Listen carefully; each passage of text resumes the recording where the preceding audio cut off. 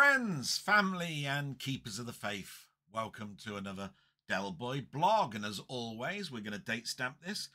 This is year 3, blog 36, or in legacy numbers, it's the 140th blog that I've done, and it's dated 27th of October 2024. And just to give a sort of like monologue like I normally do before the news, the sun's out. It's a little bit chilly. Leaves are on the floor. They look gorgeous, really, in their browns and oranges, although, to be quite honest, it means I really ought to get that leaf hoover that I've got out, but I have to keep myself sort of in check a little bit in regards to that, because it's quite a heavy device. It would take me a good 50 minutes to do my garden, and that would put quite a bit of a strain on my heart. And of course, I'm on track to have my second procedure November 5th. So next week is the week before that. And we'll get to that in a bit. The clocks have gone back. So basically, my mother forgot all about that and got up at 7 in the morning. So that was funny and not funny in regards to my mother at the moment, because she had a bad day on Thursday, a very bad day on Thursday. Thursday was an interesting day, which I'll talk about in my main diary of the week. And on reflection, it's been an interesting week. More good than bad. Some bad people, you know, that want to upset me. But I don't want to give them any glory, so I'll only comment on that really in regards to the comments from my friends this week, if it comes up. Maybe briefly talk about it in my week diary. And next week, I think, is going to be more interesting than this week. There wasn't really much happening to me. I did my normal YouTube stuff. I did some friends gameplay. I'm doing this blog. I've been in several chats. So it's been a busy week. And of course, on top of that, there is watching all of your guys' stuff, which continuously brings me joy. And of course, takes up a heck of a lot of my time, which is good, because I don't want to be resting on my laurels much. So let's get the news out of the way, shall we? It's the date stampy part, the bit that I don't really have too much of an opinion on. And we do it in 2 sections, the war and UK/world. And in the war, based on, I think this is based on Zelensky's ending the war plan, this has come from. So President Putin said Russia would use a range of responses if the US and NATO allies allowed Ukraine to strike inside his country with Western long-range missiles. This came as Russian military claimed to have intercepted 51 Ukrainian drones overnight. An Estonian official claimed Russian casualties could reach 40,000 for October, one of the biggest in terms of losses for Russia.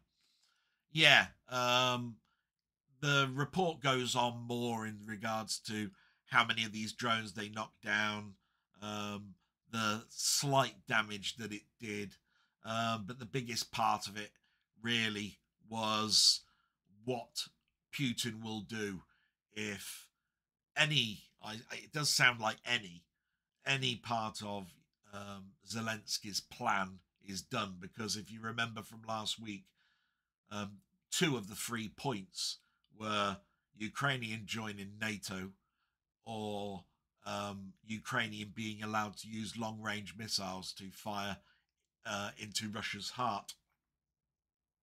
You know my opinion. I want the war to end, and I want it to be fair in the fact that Ukraine is its own state. They were given it, had it for over a decade. And then Russia said, oh, no, we'd like that back. No. Indian giving, you could look at it in a jokey way. It's no joke. So let's just have that war end. UK news. Some light stuff, some horrible stuff. King Charles is to return to normal schedule next year after his return from Australia and Samoa tour. Yes, he's been on the news all this week. There's been some disruptions. Mostly it's been regarded as positive and a successful tour. I used to look at these tours when the Queen did it, and I wasn't really that interested in it then. But when she died, when we saw all the flashbacks of what she did, I saw the good that she did. I'm sure I'm going to look at it the same way, you know, on the inevitability that King Charles will die. He needs to come back now for more cancer treatment. I wish him luck with all of that. You know, I'm not a terrific royalist. I do see the good that they do. I do see the bad in it all. But I've been overall proud of some of the stuff that we've had in the UK, you know, the stuff that has royal in it. It makes me sad to hear of just such plundering of the Royal Mail. A friend of mine made a comment about it, and I'm sort of like fully agreement with him, where he said they should be scrubbed of the royal license that they've got, because when they went independent, you know, when they were privatized, COVID hit them really hard. They were in a bad place before COVID, and they've just gone from bad to worse. In the news that I've reported in previous blogs, it says that first class mail is under threat of being under the same sort of time regime as second class mail, and second class mail might be delivered only 3 or 4 days a week, scrubbing one day plus the whole of the weekend. Some people are relying on second class mail because we can't afford the stamps of first class. Their biggest revenue, therefore, during COVID was parcel, but there are now so many parcel companies, Every and Amazon and all of these, these courier companies, that they're losing money hand over fist because they put all of their money into Parcel Force. So I feel bad and I feel sad, but another company really should be scrubbed of that royal moniker.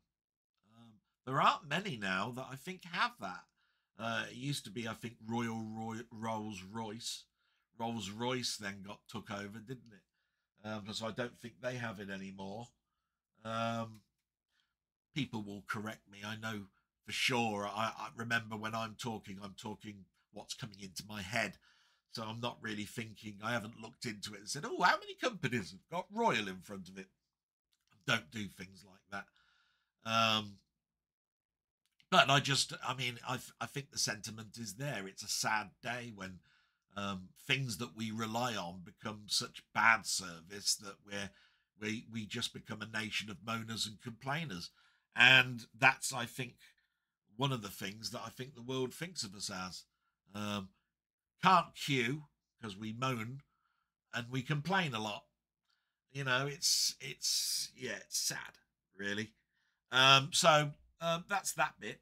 On Monday, 2 passenger trains operated by Transport for Wales Rail crashed at approximately 15 miles an hour. 15 people were injured and 1 killed. Yeah,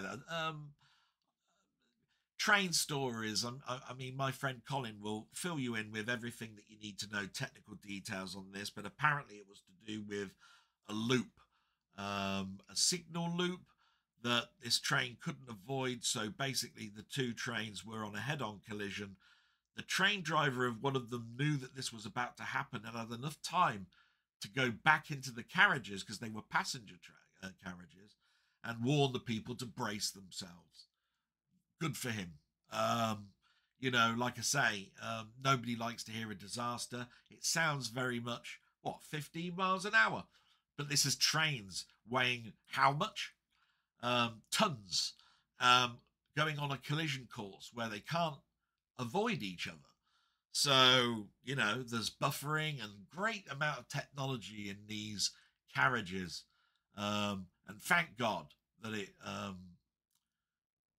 it wasn't worse than it was. I mean, everything's bad. You know, you got 15 injuries and 1 dead. Apparently, the one that was dead had a heart attack. He had a heart condition. When I read that report, and with my own heart condition, it made me think, wow, I want to go and see my friends, and I'll be using probably the train more than the car, because the car will fatigue me at the very beginning. And you think to yourself, if that happened to me, and by the way, it's very rare this occurs, but if it happened, I possibly would be in that heart attack situation.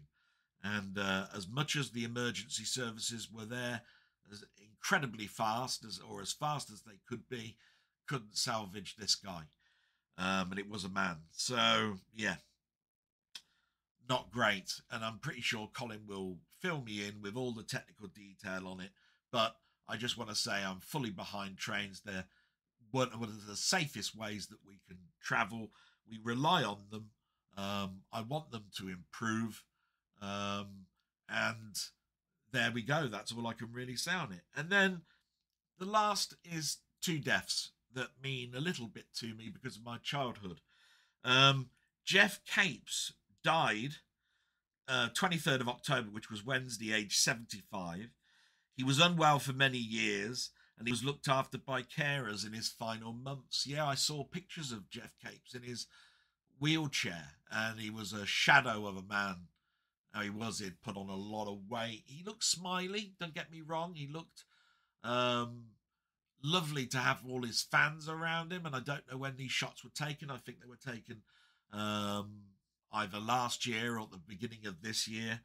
But when you consider how I remember him doing the Strongman series and lifting all those barrels and pulling cars and trucks and all of that, which was a stay point of mine, you know, bank holidays. I remember the Strongman challenges all the time, and I even played computer games in that era. On the Commodore 64 Spectrum, there was Jeff Capes Strongman. It wasn't the best game in the world, but it just showed what a man he was, you know, to have his own game and have some sporting events that we could play and imagine ourselves as strong men trying to do these challenges. Yeah, a very sad loss. And then on the same day, this was announced late. Ron Eli, who to me is Doc Savage, the Man of Bronze, and more importantly to me probably than that is Tarzan during the 70s. He died on the 29th of September, but his daughter announced his death on the same day as Jeff Capes. He was 86. He'd been a recluse for many years, but he was in the news in 2019 for all the wrong reasons. Really, his wife, Valerie Lundeen, who was Miss USA, I think, and they'd been married in the 80s. She was stabbed to death by Ron Eli's son, Cameroon. But there was a big law case on this because the police came in and shot him 24 times. He had no chance. No idea of the family background behind why his son would stab his wife at the family home. Just a sad story all round. But the news around Ron Eli has all been about that rather than his legacy, really. I actually did just recently a film retrospective of Doc Savage, the Man of Bronze, which came out, I think, in 1975, produced by George Pal, another name in the film industry. And I used to watch that film in bank holidays. Go and watch my retrospective. You'll know just what that film was to me. And it was my friend Denny that bought that for me. I'd got the DVD, I think, still do, but he upgraded mine to a Blu-ray edition, for which I'm really, really grateful for. I don't get many things sent in the post. Certain people know gaps that I've got in my collection and what my passions are, and do lovely things like Denny does and send me stuff like that. And that stands proud with the little post-it note that he gave me to say, thanks, Del, you know, and here's something that I thought that you'd like. It's a sentiment of some of the friends that I've got out there. And these sentiments are the things that have kept me going during this heart problem months that I've had. And we'll talk a little bit about me and my week then, which really should have, when you think back at it, it should have been a gentle week.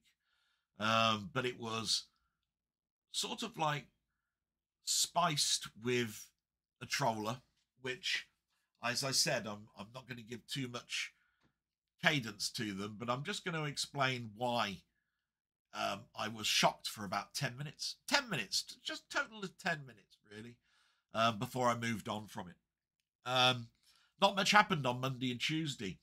I'd spoken to Denny. He did a lovely little picture for my upcoming discussion that would have been on Thursday, right? Thursday at 7:30. So I got the advert out and I played some of the games, you know, that my friends had asked me to do. I think it was the end of round 4. I finally got to correct a wrong for Mamemeister. He wanted Battle Squadron on the Mega Drive. I finally got that done. I think the thing that's a problem for me when I make a mistake is that I try to be really on the ball for the next time.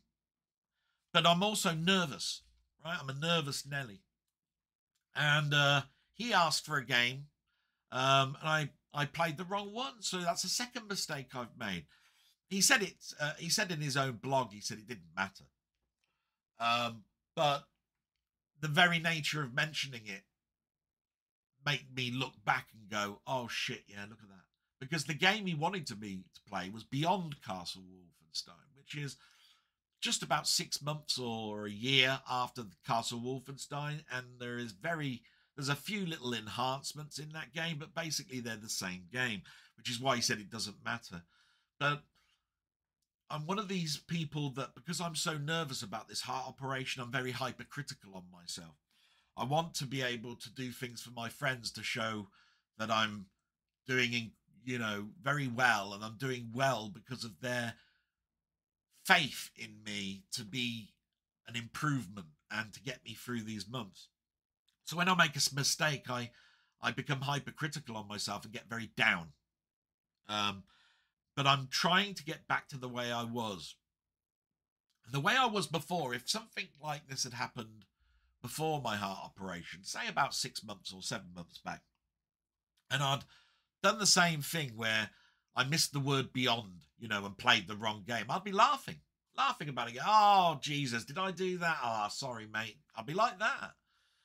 I looked at it and I went, oh, for crying out loud, second mistake, same person. How can I be so frigging stupid?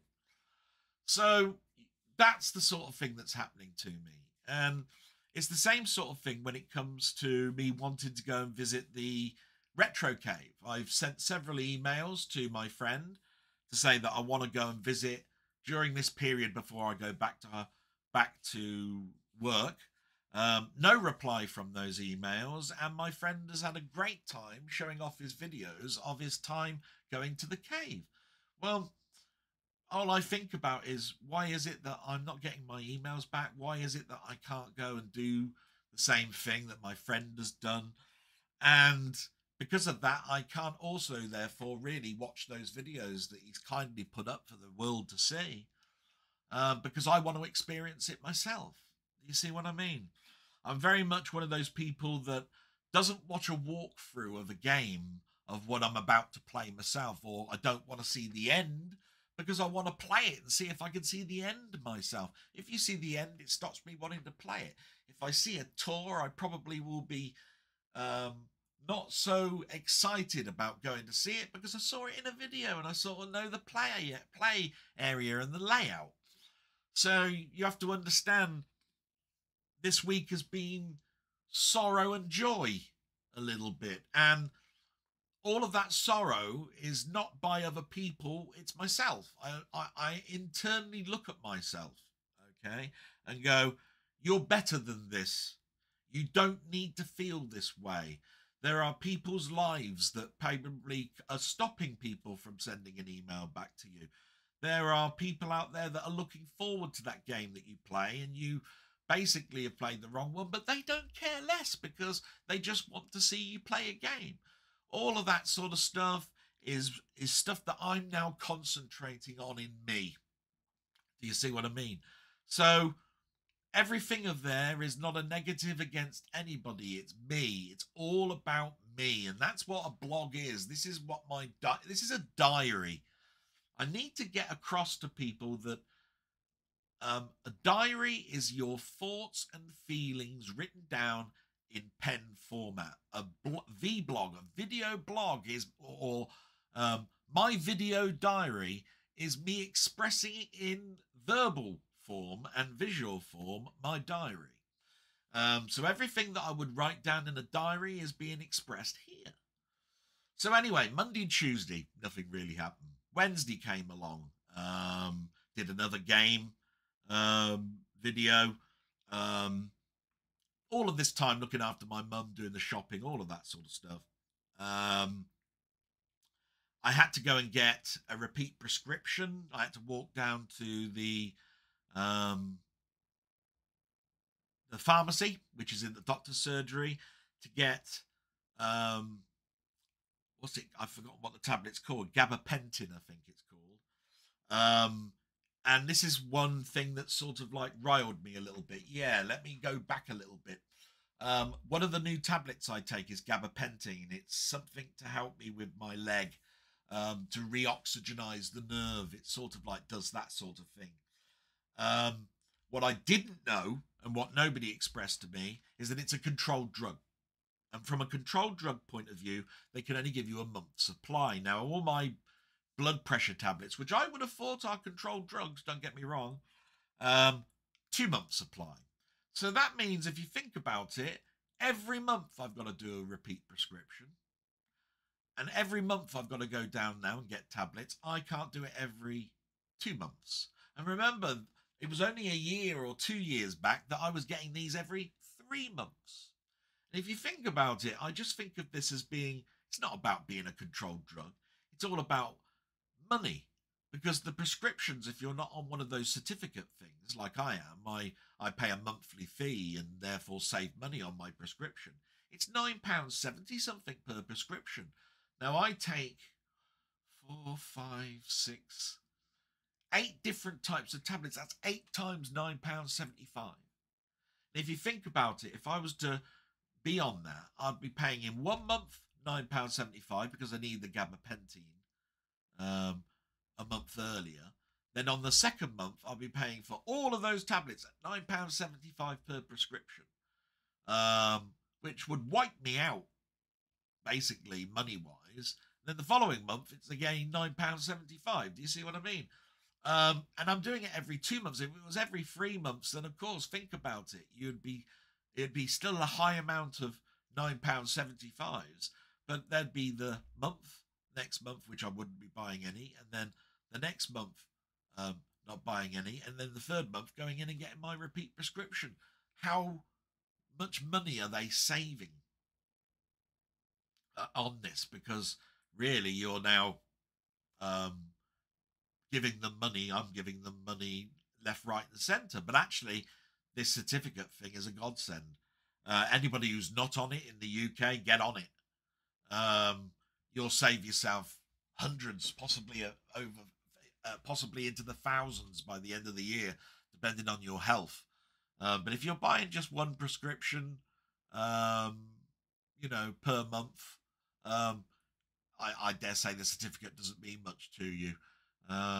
But to me, oh my God, I don't think I could survive. I wouldn't be able to earn enough money to be able to do that with the other bills that I have to pay. So anyway, I had to go and get gabapentin. I went down and I said to them, I've never received a text from them to say that my prescription's ready. I always have to keep phoning up. Why is it that I'm on their books with my mobile number and I'm on their alert service, but I don't get an alert? So she looked and she said, your number's wrong on the system. And I said, can you correct it now then, please? And I said, why is it that the doctor's surgery have got it and I've given you my number, but you've written it down wrong? Why is that? She said she can't answer it. And I think it's admin, just fast admin. Doctors not talking to the pharmacists not talking to the doctors. As you know, the pharmacist now can do some of your basic things that you used to go to your doctor for. They'll do your blood pressure readings, do your glucose level, advise you on what we can do to keep your blood pressure levels down, which I would have thought my doctor would need to tell me, but no, the pharmacist can do that, and they can overrule the doctor and basically say, I'm going to put you on this. You know, I mean, my God. Talk about decentralizing your family doctor, and I use that word family doctor in the tongue-in-cheek way, because I don't see the same doctor every time. They're all locums. I don't think I've seen the same doctor twice in 5-6 years. So yeah, anyway, getting off that subject, Wednesday is always a lovely point for me, because I do my talk with my friend Ian Hill, the Ramblings, and we had an absolutely ball this Wednesday. I made him laugh a lot, or he said he did. I loved every second of it, and it was another 4 hours of just fun, which really does help me get through the week. It's midweek, a week where I could get into a lull, but no, had a ball. And so Thursday came along, and what you have to remember about Monday, Tuesday, Wednesday, and the beginning of Thursday is I'm prepping for a major discussion, a discussion that Denny and I had planned to do, one we talked about 2 or 3 weeks before the event. And the discussion was about my favourite, all-time favourite TV show and my favourite author, or sort of like script writer of if you want to call that, The Twilight Zone, Rod Serling. I mean, this man in my eyes is a god. I urge anybody to go and see that if you want. There weren't that many comments, but it's had a very good watch rate. It's now approaching 250. I think it will probably go up to 300, and it will make it the second best discussion I've had with Denny, the first one being Laurel and Hardy.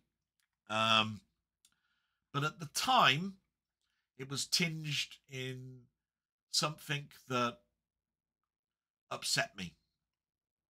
And it was just a person that wanted to cause problem, and in many ways they succeeded, but they succeeded for about 10 minutes. This is why I don't want to give too much cadence, but I will say this. I was late starting that discussion because my mum was ill all day. And just before the discussion, my mother came in saying she was spinny. She's been sick. She was now going up to the bedroom. I led her up to the bedroom, put a bowl next to her bed, said, did she want anything, glass of water or anything? No, she said. And I said, did you want me to spend my time up here because I can cancel what I was going to do? It would have saddened me to do so, but I would have done it. And she said, no, go and do what you need to do, which is just the epitome of what my mum is. And so I started the stream a little bit late, and I was a bit rattled at the beginning. But literally 15, 20 minutes into it, a troller came in and said, Del Boy, the big baby is late. The big baby. Which I think you'll find is a reference to my blog, where I think they think I whine and moan about my health. And it came at a time where my mother was not very well. Live my life, troller. See how you would be after you've had a heart attack. Okay. Okay, yeah. Many people can probably look at me that I take it too far, that I am a baby. You have a heart attack and basically you look at your life something different. And I was hoping that over the last weeks I've been looking much chipper, much more enthusiastic, looking at life now as a glass half full, not half empty. And these people just want to keep dragging me down. And for 10 minutes, it rattled me. And it probably spoiled Denny's day, rather than the people that were in the chat. But I got over it, banned the person from the chat room. By the way, it was a false account. It's another one that I reported to YouTube, but it was an account called Mr. Table and Chairs. You know what I mean? And these people are trolling me because of something that they think has happened and hasn't happened. And that is that I don't get enthusiastic and mention some older friends of mine that I used to do all the time. Look, if I don't watch their stuff anymore, I don't watch their stuff anymore, right? Doesn't mean that they've fallen out with me and I've fallen out with them. If you think that there is a problem, go and speak to them and ask them, what's the true story? As far as I'm concerned, I've done a blog, okay? And it's private, and it's ready for me to hit the button and say go live on what happened, okay? That's the end of my little rant, because if you think I'm a baby because my mother's not very well and I start to stream early, you're a heartless bastard. And if you think that having a heart attack is fun and is something that you only talk about for a week, you have a heart attack and see how much you'd be on your mind. And that's the end, really, of that. So me and Denny had this very complex and comprehensive stream that was so difficult because if you think about it, we're talking about something that's got pride in us, right? We love it. But people that were watching it also could be people that have never watched it before in their life. And so from the title of each of the episodes, for which there are 36 of them, you're not going to know what the story's about. I could have just read out the title and then said, what do you think about that then, Denny? And I could have then come back and said, this is what I thought of it. And that'd be the end. And nobody would understand what the hell you're talking about unless you watched it. So at a very early stage, I said, I think the best way to do it is that I'll go to the Twilight Zone wiki. I'll write down what the fans think of each of the episodes, what rating they gave it out of 10. I'll read out the synopsis if it's there, and I'll read out the narrative that was the narration that Rod Serling gave at the beginning and end of each episode, in a hope that that will encourage people to watch the episode, because it will sort of tell them a little bit about it without giving the twist away, right? Because many of Rod Serling's stuff is a twist. It's a fantasy twist. The stories are based in fantasy. That's why you're going into the Twilight Zone, okay? And but they're based on things that are going on in the lives of the era that Rod Serling wrote these stories. So a lot of them are based on race, age, loneliness, all of these sort of things, addiction. They're all stories, but they're based on people going into the Twilight Zone. A fantastical thing happens, and something then happens to them with a twist at the end. So some of them are in the future, some of them are in real life. And to be quite honest, of season 1, Rod Serling, I think he wrote 31 of the 36 stories of that season. 31. And he won an Emmy in that year. Please go and watch it. It was one of the hardest things we've done. I've learned an awful lot. The good thing about doing a discussion is you learn, and the next time you're going to discuss it, because we need to go back, okay, and complete it, plus start another season 2 of it. We need to, I will have learned what I need to do to prep for the synopsis part, because The downside of the wiki is that after around about 10 episodes, the synopsis disappeared. Totally gone. So 10 of the episodes I had to sort of like wing it, which would have been much better to have it in the professional way it was written in the wiki. Anyway, absolutely fantastic time. Denny said he really loved doing it. I apologized to him in case my demeanor upset him, or he could see that something was addressing me. I became very hypersensitive for longer than the 10 minutes, but I was still having a fun time. I hope that came across. So Friday came along, and it's just basically the norm, playing games, all of that sort of stuff.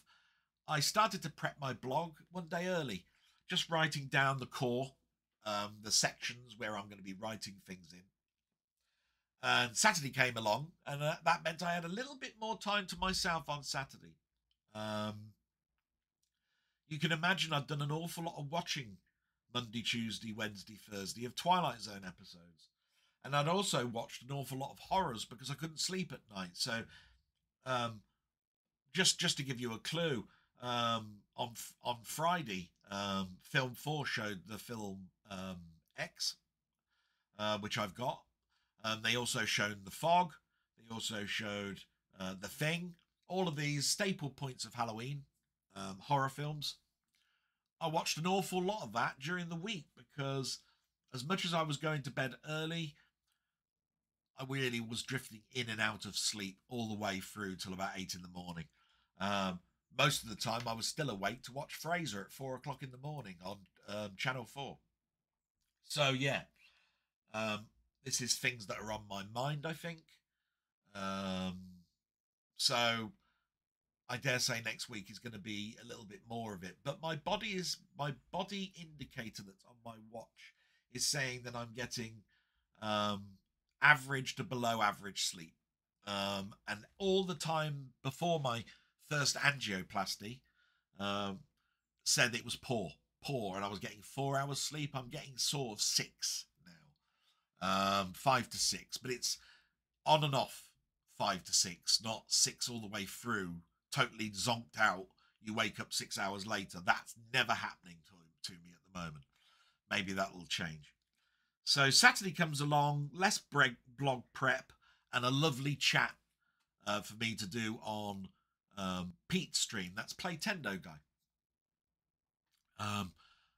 I've been on that now for the last couple of Saturdays, and we had a little chat. And he's mentioned to me I'm welcome every Saturday if I want. And I bigged up my friend Jamie and said I think Jamie ought to be co-presenter. In other words, there is a stay point every week because I think people love Jamie. They do. He's called the Batman, right? But he's such a lovely guy, such a nice guy, and so out there, bonkers, right? That people like to talk about him and talk with him in those chats.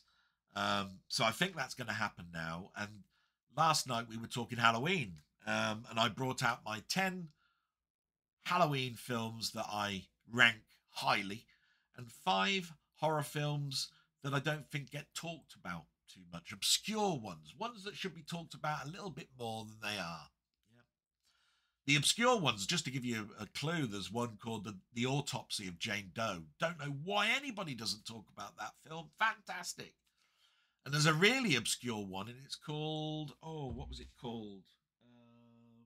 The Owners. That's right. It stars the little girl from, or should I say the young lady now, from Game of Thrones, Maisie Williams, I think her name is, or Maisie Smith or something. And it's got Sylvester McCoy in it, of Doctor Who fame. And the Maisie breaks into this house to rob it with 2 other people, not realizing that these 2 old couple, one of them being Sylvester McCoy, has set sort of like this whole house as a death trap. So they're actually the evil people. The things that they do to these 3 people that broke into the house, my God. A horror story that's not talked about too much. And of course, I mentioned a couple of others like In the Mouth of Madness. That was one I talked about. So there's 3 anyway. Cube was another. You might not have heard of that one, Cube. That's a very good one. Hardly ever talked about. But we mentioned so many others. Other people came out with some great ones like Dead Ringers and Lair of the White Worm and Society and stuff like that, which I've seen in the 80s. And I must admit, everybody at Halloween is all going, oh, what are you going to watch at Halloween? Oh, yeah, I'm going to watch The Fog. I'm going to watch Halloween. I'm going to watch Nightmare on Elm Street. I'm going to watch Friday the 13th. All the stay points. And there's nothing wrong with that. But in the month of October, you could vary it a bit and watch some of these more obscure ones. And nobody, I think hardly anybody talks about the 1930s Universal Monsters. So anyway, we had a great time, and I'm invited on to next Saturday, so I know I'm doing that. And I just want to advertise, and I will be putting it in my Discord, which, by the way, if you don't know already, please, if you want, look at the description of this blog, and you will see that Mamemeister has a great Discord. I put a link to his Discord every week. It's there every week, and I heavily advertise it. And every time I'm on his stream, I put a link to his Discord to get people to join it. And I've got my own Discord, which is a little bit different to his, which is why I started it up. And it's got film and TV and music and that. And there is a section in mine that called heavy promotion of my Discord members, and they can put their advert up to say they're doing something. And this Thursday he's doing a Halloween quiz, and I'm invited if I want to be there. And I said, oh, I should think I can. But of course Wednesday I do my chat with Ian, and of course Saturday I'll be doing it with Playtendoguy. So Thursday it would be almost like this week. Because what we have to understand, and this is to end my section of my monologue, is that next week we've got the budget. That means more taxes and a really depressing, shitty day, October 30th. I've got the dentist and my pre-op call on Monday the 28th. So finally I'm getting my teeth sorted out, which means I won't be able to talk in the evening, I should think, of Monday. I'll be full of that Novocaine or whatever they do, sticking in your bloody gums. And we've got, in America finally votes. And it votes for their next president. And this is probably not something that would really be something that I mentioned, but it means a big thing to the war. If Trump gets in, I have no idea what that would mean for Ukraine. No idea. I know what Trump thinks of Britain, how he treated the Queen. I mean, he was just, well, I just think he was the most disgraceful, distasteful bloke. You're visiting an English monarch, somebody who's ruled for more years than you're going to be president, and you think you're so big and important that you can basically look away and not be courteous. But I don't. It makes my blood boil a little bit when he visited England, and he's made itself perfectly clear, really, that we're not that close as a country with America. When he was in office the last time, he said, it's all about America. I want to make America great again. So I'm going to put up taxes and all of that sort of stuff in regards to imports and exports. And it caused chaos. So, yeah. But then there's the other side, and I have no idea what they're going to be like. I think is that the Democratic Party? It's Democrats and Republican. I think Trump is Republic, I think. I'm not sure. Like I say, I don't follow it that closely. So let's move on, shall we? We get to the shout-outs. You know how much I love the shout-outs.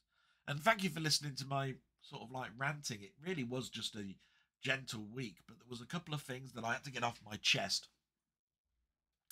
Think of me as a big baby if you want, but I don't. So shout-outs. I haven't gone again into the gaming ones, and in the gaming ones there's a lot of comments in there, and I think that's why there are less shout-outs in name for me to read out, but that doesn't make it any less what we're going to be talking about in about 5 minutes. These people have all left a comment. Some of them have left a question. All of them are fantastic friends to me, support me more ways than I care to remember, and just fantastic fellows. So the shout outs this week are for Denny, Martroid, Colin Jones, aka Ponder, David Retro Games Play Badly, Ian Hill The Ramblings, and Steve's Gaming. And like I say, there was so many other comments that I've noticed go into some of my past videos this week that are not on here, that said that they loved the game and they wish me well. And it looks very much like next week I'm going to have to bring those in. So anyway, we move on now, and I start reading out the lovely amount of stuff that we've got here, and they're not in any order. We start off with the very first one, and the very first one is actually Denny, believe it or not. And it's, as you know, I'm going to need a drink. Good God, I fact I might open the other can, because that drink is from last night, to be quite honest. I'm just getting rid of it. Because I'm going to be talking for quite a bit here for Denny. He starts off then by saying, "Hiya, mate. Hope all is well with yourself, and hopefully your mother is a little better since Thursday."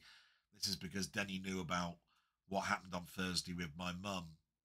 Just to let you know, my mother has definitely lost memory since Thursday. I went into her room to get her a cup of tea just before this blog, just to let you know. And I said, "Mum, I've changed the clock time for you." "Why are you doing that?" "Because the clocks went back." "Oh, yeah, you said." "What day is it?" I said, "Sunday." "Oh." And then she said, "So what's the time then?" I said, "It's up there, Mother. Look." And she goes, "It's not that, is it, really?" I went, Yeah. "What day is it?" "Sunday, Mum. I've just told you it's Sunday." And it went on like this for 5 minutes. Now, you can put anything into being disorientated because you've just woken up. And believe me, my mum woke up at 7, not 8. And this is several hours later, sitting on the sofa, stroking the cat, falling asleep. But I'm measuring this, and for 5 minutes she asked me 5 times what the time was and 7 times what day it was. And that's a concern to me. So this is where it sort of like concerns me with people that just don't get it, if you see what I mean, in regards to some of the pressures I'm under. But anyway, let's go past that. Thursday, he said, "Hi, mate. I hope all is well. Yourself and your mother is a little bit better since Thursday, as I know she wasn't very well." Yeah. "Not long now, my friend. Sooner your next op is sorted, the better. I can see that kickstarting you on with vigour, and knowing you, different projects to try." Yes, that's all in my plan. "So since last Thursday night, it seems the view count on the Twilight Zone is doing rather well. A different style of presenting and talking about the episodes that didn't particularly gamer a lot of comments during the stream, but seemed to attract the viewers up to now. Personally, I thoroughly enjoyed the way we did it. Part 2 hopefully not too long away. Good news is I've checked my work roster, and I'm off late November for a week and early December for another week. The next idea we've discussed about should definitely get everyone talking." And yes, that's a surprise. We talked about what could be the next one. He came up with an idea and I went, "Oh yeah, well behind that." And that will be after that. So yeah, so you can see we were talking about the synopsis there and how that was presented and how that seems to be working from a viewer's perspective outside of the discussion. But in the discussion, everybody that came in seemed to really enjoy it. I hope it encouraged them to get season 1 out of their physical media section and start watching some of those ones that we discussed. Some real crackers in there. So we continue. Yes, terrible news about Chris Hoy. Kept fit the majority of his life. Makes you wonder sometimes if listening to the doctor is the best approach. May sound a touch insensitive, but the news about Liam Payne on the news was completely over the top. The moniker superstar kept being branded about. Anybody can be one these days, it seems. He was a cog in a manufactured band, nothing more, nothing less. Right place, right time for Cal to exploit. Yeah, I totally get that. I just feel sad that it was death, but yeah, it was media explosion. Do you know what I mean? The budget 2024, you just know we're going to get fleeced. Makes you wonder if the class, if he classes us as working class. Bloody imbeciles are making this crap up as they go along. Didn't the last ones do that as well? Bloody hell. Love to hear you talk about guild wars again. I hope one day we can have our own guild when number 3 comes out. Maybe a few years yet. Yeah, I've bought all the expansions now just to be a completist, but haven't gone back to the game. You might think that's a waste of money, but it's just, there will be a time where they'll say we're closing the servers down, and I'll want to go back, and I'll have more to do in those last months or weeks that gets announced, and it will be terrible only to find out you can't buy those things or do those events, but the very nature of me buying those means I've got them already. About time the dislikes button was taken away from all social media. It does nothing but cause upset for people, even to the point that some who are mentally unstable take their own lives, feeling bullied. A good point. I've been talking about the dislike button, which I was going to avoid today, but Denny has mentioned it. Apparently, the dislike button was taken away only 4 years ago, and it was the public that said bring it back. Apparently, it was all due to the fact that people said we have our right to have our say. I don't have a problem with that. It's just that I think whenever somebody puts a dislike button, it can be exploited. And if you forcibly, when you hit the dislike button, bring up a box that says, give your reason for this dislike, it would tell the person who did it. And it would then force it not to be hidden people that want to cause problems. I have looked at this myself, and I know full well in my own life, working in the probation service, that text messages that come through to people that have offended and are trying to better themselves, you know, the genuine ones that try to really turn their life around, have committed suicide over Christmas through sadness, loneliness, and trolling. So, yeah, look at that, please, YouTube. I definitely agree, I think, with Denny here. He continues, love the comment on Amiga music. My personal favourite musician on the system, or any system, has to be Tim Folin. Listen to Ghouls and Ghosts and LED Storm on the Amiga. Now, I'm very familiar with Ghouls and Ghosts. It is a great tune on the Amiga. I've listened to the ST1 less so, but you can hear it. LED Storm, I hated the game so much I never really played it. It's that top-down racer type thing where you leapt over gateways and all sorts of stuff. I'm pretty sure that's LED Storm. Based on an arcade game, just like Ghouls and Ghosts. But I was never a fan of the arcade one. I played it on MAME and didn't like it there either. So, yeah, I ought to go back just to listen to it, just like you said, and familiarise myself. I'm sure I've heard it. Don't get me wrong. I've played all of the arcade stuff, I think, pretty much on the Commodore 64. And the Amiga I had for more years than about a year long, 4 years. I think it was, let's have a think. It was 6 years I had the Amiga.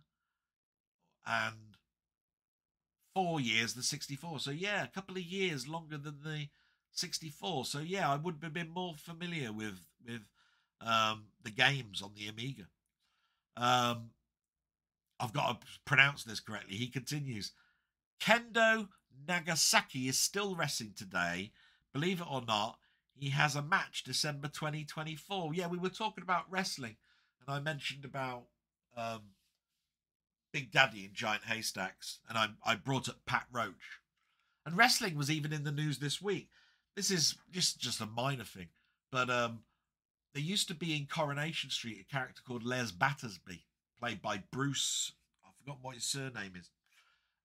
He was sacked, quite rightly, off of the set for some things that went off set and on set.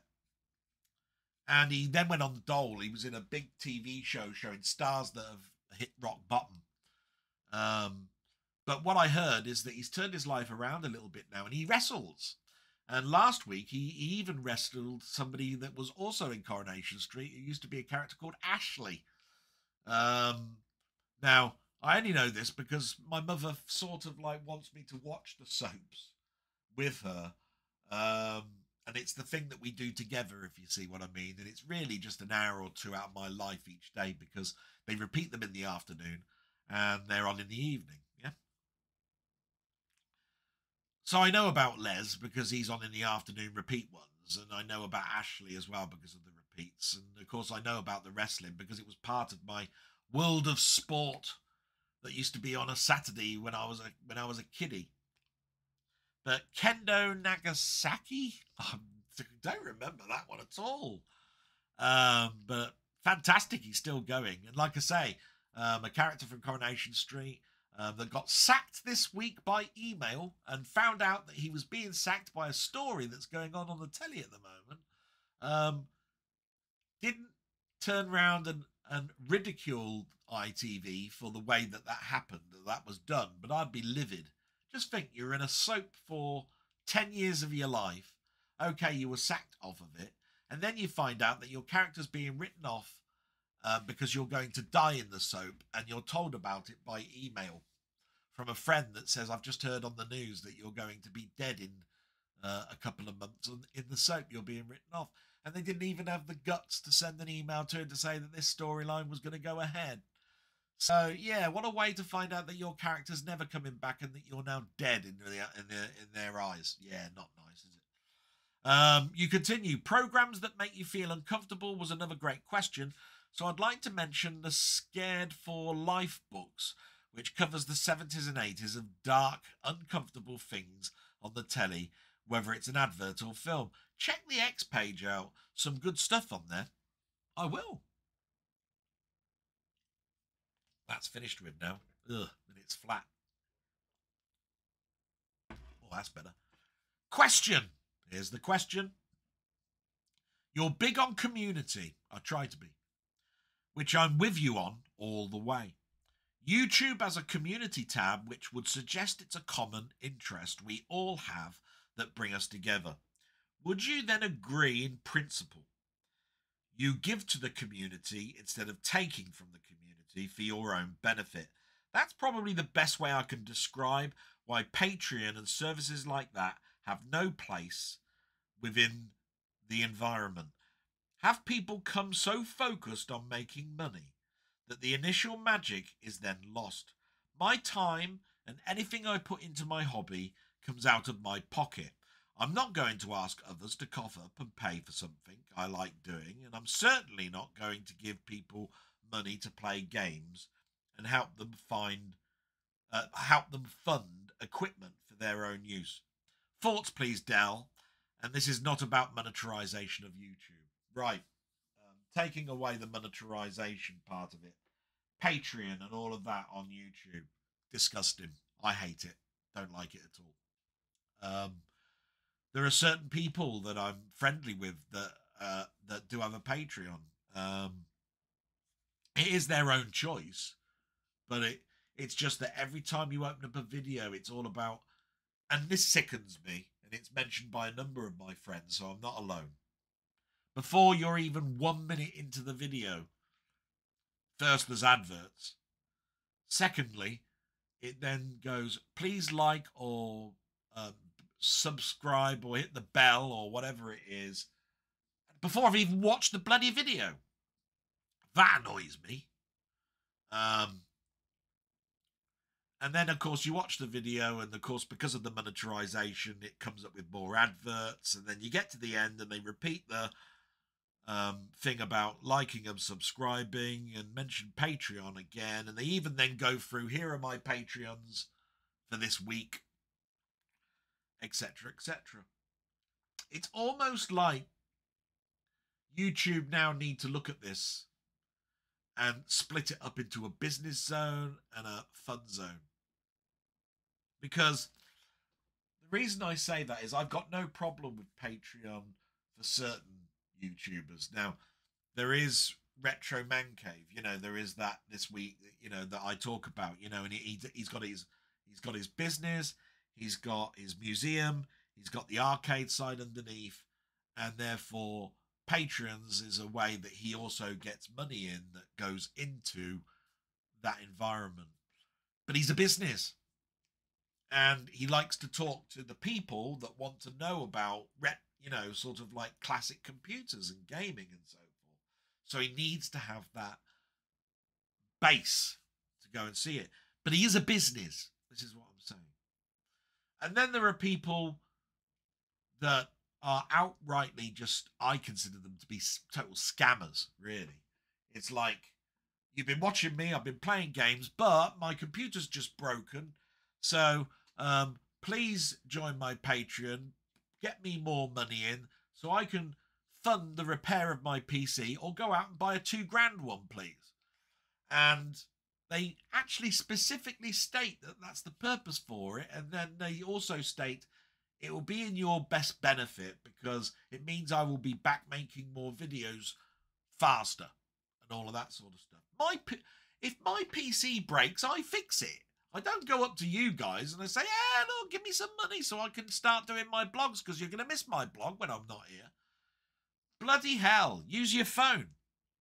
You know, whatever it is, get a loan, get your PC fixed, do your stuff in an interim measure on your phone, because you've obviously got one which has a camera on it.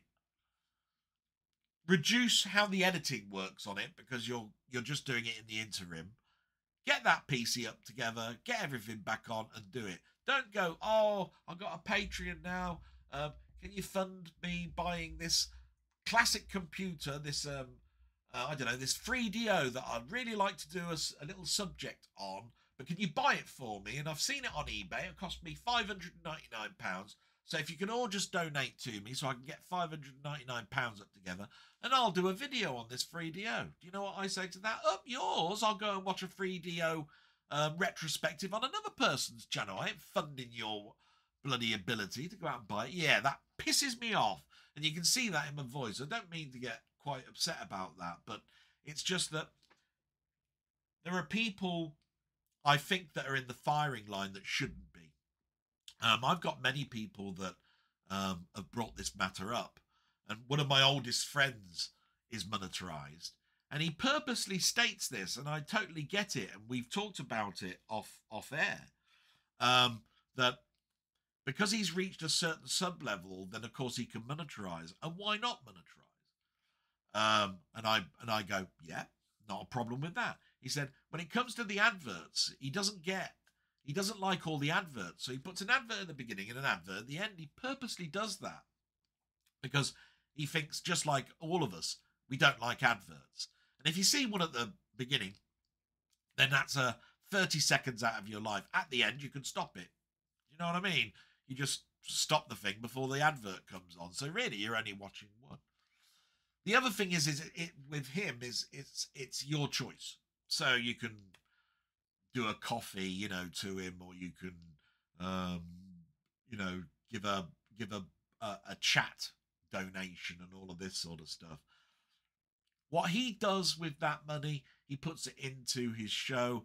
What you have to understand is, many people don't understand this, is that StreamYard is now like $40 to have the paid service.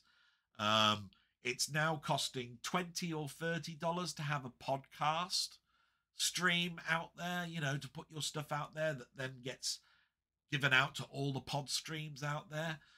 All of that money comes out of your own wage, right? And then, of course, there's your internet bill and, of course, all the equipment that you've bought. So that sort of person doesn't heavily advertise. You know, they don't go, give me some money at the beginning. They don't say, oh, join my Patreon at the beginning. It's a different type of person, and a person that doesn't have a business. And when you start totaling it up every month, say you were on StreamYard and doing that podcast thing that I've just mentioned, you'd be spending $60, the equivalent of about £55, to do that, so that you can have those things that that person does. And that's every month, including the internet bill. And for that person to then just not heavily advertise that you can give him or her money, that's okay in my book. And when it comes to that community page, do you know what? I should use it more. I've been using it to post some things that are coming out shortly. I've put a couple of good news stories in there. I've never done a poll or a rant or anything like that in those community things. I've done a thank you about the people that wished me well after my heart attack. I have started to use it a lot more, but I don't use it enough. My community thing is mentioning guys like yourself and advertising your channels and what I've watched and putting your web links in my description box in a hope that makes your channels grow. And of course, the big thank yous to the people that don't have a YouTube channel and are just big friends of mine. So yeah, I think I've answered that quite fully. I hope I haven't gone off on too much of a rant. I'm totally with you. Can't stand those people that want money to buy new equipment to do videos for you by you funding the equipment for it. I'd rather keep the money and buy the bloody device myself. Do you know what I mean? And then experience it myself. I'll tell you what, that's a much better way of looking at it. Take it like this. Last week, when my PC broke and I'm starting to build this all back up, it took out my capture device, so I had to go out and buy another capture device, and I wanted one slightly better. And that meant that I forked out over £100 on a new capture card because it's one of those Elgato ones, right? I bought a couple of SSD drives. I was lucky that as an administrator, I've got many keys for Windows 10 and they're all legitimate. And I've had to put all the software on and do it all by myself. And at the end of the day, when you consider the cables, the drives, the capture device, basically I forked out, yeah, 300 quid, I would have said. Did I ask for any of that money from you guys? Nah. Don't agree with it. Sorry. Funding for better cameras, better sound equipment, classic computers to do reviews on. Sod it. Nah. Not into it. Thank you so much, my friend. Absolutely brilliant. And we move on to the next one. And it's Steve's Gaming. And as you know, my good friend Steve, have to give my salute to him. You bastard, you're too fucking good. Known him, he really is an absolute joy to watch, right? And although I've not spoken to him on the phone, right, we could do a voice chat, but we've never said, oh, let's have a chat this week. It'd be nice to hear your voice and we can talk sort of in real time rather than the text. I'm terrible with texts and stuff. That autocorrect pisses me off, and all sorts of stuff. You know, you can misinterpret words and it can make it worse than it actually is and all that sort of stuff. I will have to eventually say, do you know what? Discord's got a voice thing on your PC. We could talk on our PCs towards each other. It's got that method of doing it. Something for me to talk about off air anyway. So what has Steve been talking to me about today, the moany little bastard? Oh, I mean, the nice little guy that he is. Hi, Del. Hope your mum is feeling better. I know you'll be taking very good care of her. I've been loving your gaming videos recently, even the ones where you play games I don't like. Now, do you know what? There are more games you don't like than there are like from my experience. They were still very enjoyable to watch. I know you can't keep doing these daily when you return to work, but I would hate to see the series binned. Maybe you could consider maybe doing 1 or 2 a week and keep it going, ? Love it, ! Amazon are getting crap these days. We've had no end of problems of them just dumping parcels outside and leaving them. It's just unacceptable, and we've already had one parcel stolen after it was left outside the door. Okay, let's move on to the questions.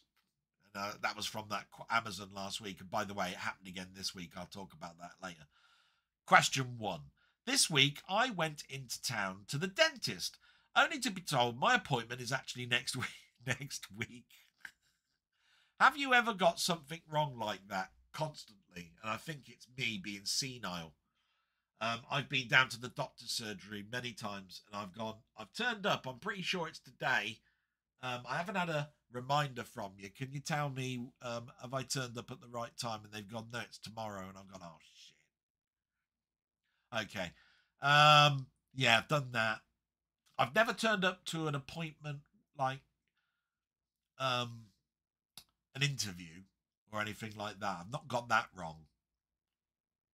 And I've never really gone wrong at work because everything's done by email and calendar and everything. So that hasn't happened there. I'm pretty sure it's happened with the dentist. And I must remember that tomorrow is my dentist appointment. And I will check to make sure I've got the right day, but it is. I'm pretty sure it's the 28th. Yeah, I think it's more to do with hospital appointments, doctor's appointments, and dentists, and those sort of things that I've got the day wrong. You know, say a physiotherapist appointment, a chiropractor appointment, that sort of thing. So, yeah, I think it's just a matter of the fact that I'm just getting older, matey, and that my brain's frazzled. Question 2. 1970s kids TV series Run Around with Mike Reed. Run around now! Yeah. Do you remember it? I think that sort of proves it. And did you like it? That's all for now. Take care, and as always, love to your mum. Of course, I'll be passing that on to my mum. Run Around. Happy memories of Run Around. I don't remember it to the point where everything I can remember about it. You know, I remember Mike Reed reading out the questions, the two teams. They ran up towards a board, quite a few of them. They then had a chance to change lanes because it was a multiple guess question. They could go like this. The ones that won went on. The ones that were in the lane that was the wrong answer, or the two lanes that were the wrong one, went into the sin bin for one next round. And there was some physical elements in there. And the thing that I remember most about it, I think I'm right in this, is they'd have a band on. They'd play a musical part. Bit like Cheggers Plays Pop. So there'd be someone like, I don't know, T-Rex would be on, or The Sweet, or whatever. It was the 70s. Let's be honest here. Mike Reed, he had one of those voices that you sort of like couldn't get away from, which is why that Run Around now I said there. But he had his spectacles on. That was a stay point of Mike Reed as well. And it was later on that I learned that he was a comedian, and quite a blue one at that. He was on the 70s the Comedians TV show, along with a lot of other stand-up comedians. That it was a half-hour show in the 70s that I remember watching as well. And, of course, you forget about your people that you watched in your childhood. And it was a complete surprise to me that he turned up in EastEnders about a decade later. I was going, what's happened to Mike Reed? Mike Reed, I haven't thought about him in years. You know, and it might have been actually 15 years or so after Run Around that he turned up in that. So, yeah, I remember Run Around, and I remember it quite fondly, but probably not as fondly as Cheggers Plays Pop. And that's strange because I liked ITV stuff, and I really did like Run Around. But I dare say I was watching the BBC at that particular point and liking that show. Maybe it's because I was quite a hefty bloke and didn't like the physical element. I don't know. Maybe it's because I was never on the show. Bastards didn't let me on. So all I've got to say is thanks very much, Steve. 2 fantastic questions. One that brings back a happy memory to me. And good luck in your channel. I'll be talking about that a little bit later on. And thanks very much, you miserable bastard. And we'll move on to Ian. Ian Hill, The Ramblings. Oh my God, my friend on a Wednesday. Brilliant. And what does Ian have to say? Great guy, this guy, by the way. I mean, if you're not subbed to him, I don't know why you're not. His output is brilliant. I'll talk about that again in a little bit later. Hi, Delboy. Hope your mum is getting better. I know how much worry this is for you, and how that might be. This on top of your own health problems. It really saddens me to hear about how you feel. I just hope that on Wednesday in our live chat we take you away from those worries. Yeah, you do, and you did this Wednesday. It was brilliant. You do have a lot of support from your blog and our live chats. Never let the scumbag troll any power. They are nothing. They would. The world really is a better place with you in it. You have loyal friends. I understand sometimes that feeling of being alone. When my wife died, I felt that my son, who lives with me, but we are separate lives. He does check on me, but I feel alone most of the time. However, I have got used to it, and on top of my health issues, I've accepted it. Maybe it's because I'm an old git. I'm not letting it bother me.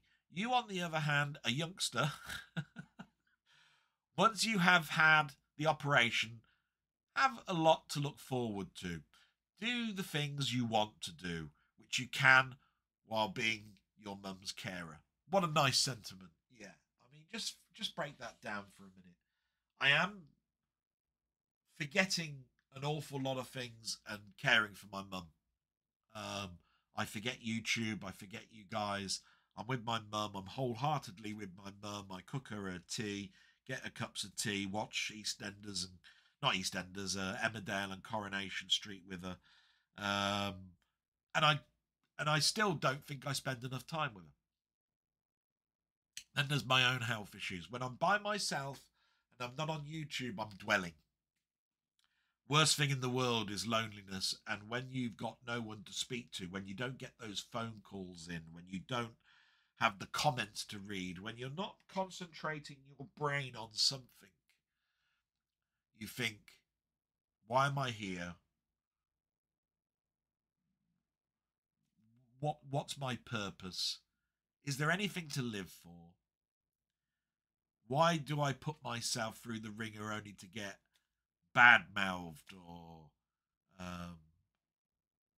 selfish comments come up to me? Why do I put myself through the ringer through all of this? But because of you guys and because of this blog and because of other things, all of that, what I used to do when I was in Manchester for 7 years and what I did while my dad was alive and I was just concentrating on work and all of that sort of stuff, I dwelled, but there was less time to dwell. I relished in some ways COVID because it took my mind away from my dad's death. I concentrated totally on work to the point that I was working for 12 hours plus every day. And I did that. And I went in at weekends and didn't tell anybody I was going in at weekends. Just to get the job done because it took my mind from things. Selfish. Selfish thing. Just think about it. My mother was by herself all that period of time. So as much as I was alone doing my job, my mother was also alone. And then not seeing me come back. And she didn't even know that I wasn't eating and all of that sort of stuff. You know, I wasn't, and I wasn't watching her whether she was eating. That's very selfish. And I've learnt that I can't be that selfish. And so I've put myself wholeheartedly into my mother's care and into YouTube because there's very little joy in everything else that I do. Okay, I keep buying films and I keep buying games and I play the odd one and I watch the odd one.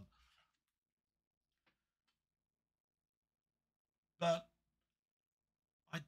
I really don't get too much enjoyment from them. Oh, don't get me wrong, I get enjoyment. It's just what I'm saying is the money I relay out for them is nowhere near the same at that level of expense of the enjoyment I get back. Do you see what I mean? The enjoyment is much lower than the money outlay that I'm paying out. And I do it because I love the package coming through the door, me opening it up, me looking at the actual package and artwork and stuff, and me thinking about, oh, isn't that going to be great when I get to watch it? And then I don't watch it. But that's a lie, because I do watch them. I don't want people to think that I don't, because I do. It's just what I'm saying is I don't watch enough of them. Yeah. So, yeah, I know exactly where you're coming from, matey. You continued, I enjoyed your live with Denny on the Twilight Zone. Looking forward to your next one. I know all week I've been on a high on how much I love Maxine. That's the film Maxine, by the way. It's a third part of a trilogy.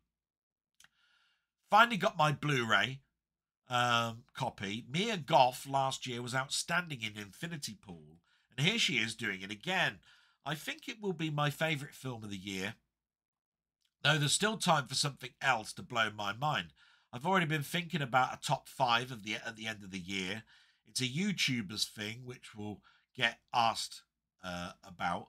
I've just done a review of a film called Dark Victory, 1939, starring the brilliant Bette Davis, a drama about a woman with a brain tumour. It would have won an Oscar, but in that year there was Gone with the Wind and The Wizard of Oz. Bette Davis had an amazing career, was able to transform from a young Hollywood actress to playing mature roles. Dark Victory is one of my favourite Bette Davis films. It's an amazing film where at the very end, the last 15 minutes is so poignant. It makes watching the whole film worthwhile. She slowly her eyes start to darken. She can't see things. It's like the light switch being turned off. She's in her bedroom talking to people in her life, and she's talking about how the sun on her arm, she can feel it and so forth.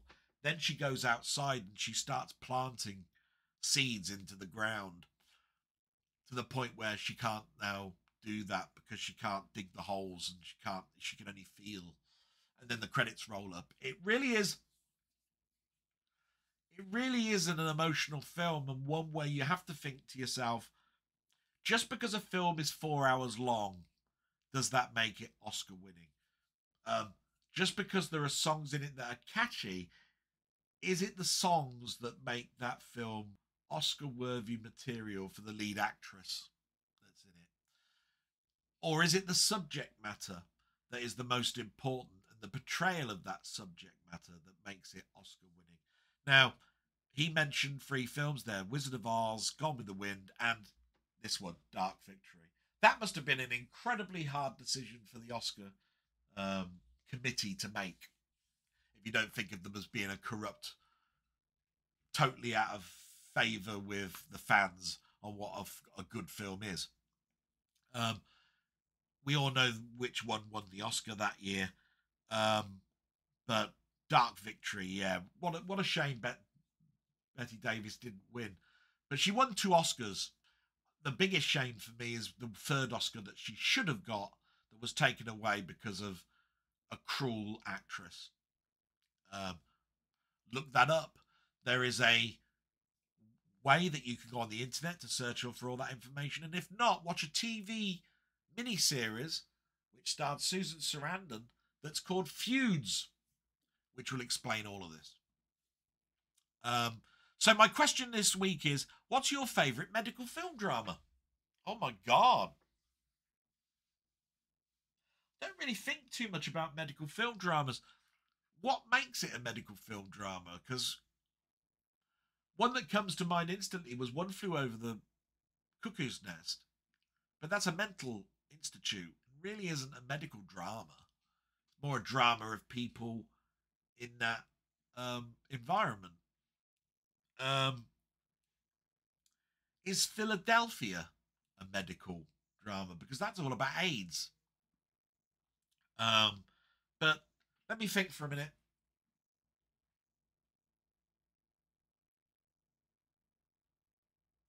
Yeah. Medicine Man, Sean Connery. Again, if we're talking about medicine, it's got medicine in the title. Sean Connery finds the cure to cancer and then loses it. He's out in the tropics, and he's with there's a tribe that live in the trees and so forth. He finds a sample that when he takes it back to his very basic lab seems to be the cure for cancer, but then loses it. And the reason he loses it is he doesn't know what made it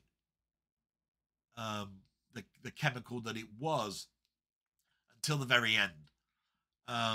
What it was to do with sugar and an ant colony, but the ant colony moved away because man was destroying the rainforest. And they destroyed all the trees, so all the ants moved away, and so basically the cure for cancer could no longer be made. That resin was a particular type of resin in a tree combined with sugar and something from the ants that made it the drug that would have cured cancer. And we destroyed it. And a poignant story, a great one. The thing I liked about it, of course, was the acting of Sean Connery and also the score by Jerry Goldsmith. I know I mentioned scores an awful lot and Jerry Goldsmith an awful lot, but I tell you what, that opening tune, the main theme, which I think is called Ray's Arrival, that's right, blew my speakers. I had this Technic system, and I had the amp turned up too high, and it cracked a cone. Bloody thing. But my most favourite medical one is Awakenings. Oh my God, I love that film, Awakenings. Robert De Niro and Robin Williams. And you wouldn't think that Robin Williams could do such fantastic, straight work. But he plays the doctor that finds a cure for a catatonic state that happened, I think, after World War I and before World War II. So, it's in those years. I think it's 1920 to 1935 or something like that. What was it called? I think it was called Dopa. Anyway, he finds a drug, and it takes these people that were caused by an epidemic that occurred in those years to come out of a catatonic state and become alive again. They were basically dead. For all intents and purposes, they might as well have been in a coma. But they weren't, because if you threw balls and things at them, they actually raised their hands and picked it up. They had a reflex action. They knew what was going on, but they couldn't do anything about it. They were in all intents and purposes, a coma. Awakenings, directed by Penny Marshall, who played Laverne in Laverne and Shirley. Directed as well A League of Their Own with Tom Hanks, the women's baseball anthology. Fantastic, really. We don't see too much of her as a director anymore. I think she's retired. But those two films, actually, A League of Their Own and Awakenings, are two of some of my favourite films to watch, and don't get talked about too much. Thank you so much for that. And I'm just going to take a break for a moment because I'm going to give you two reasons for this. Just need to splash my face, but two, I think I've been on a rant and I need to be a much more calmer person when I come back. And I hope that's going to be happening because we're approaching the end of the comments and we're getting into the things I watched. So I think that's going to happen. So I'll just be a second or two. And we're back. And like I say, just want to continue the comments that's going. And I've, like I say, I think I've been ranty a little bit. So I'm going to calm down a little bit. We move on now, and a salute to Steve, and move on to David's Retro Games Played Badly. And he's put, always give you a thumbs up. Unfortunately, I don't always have the time to watch.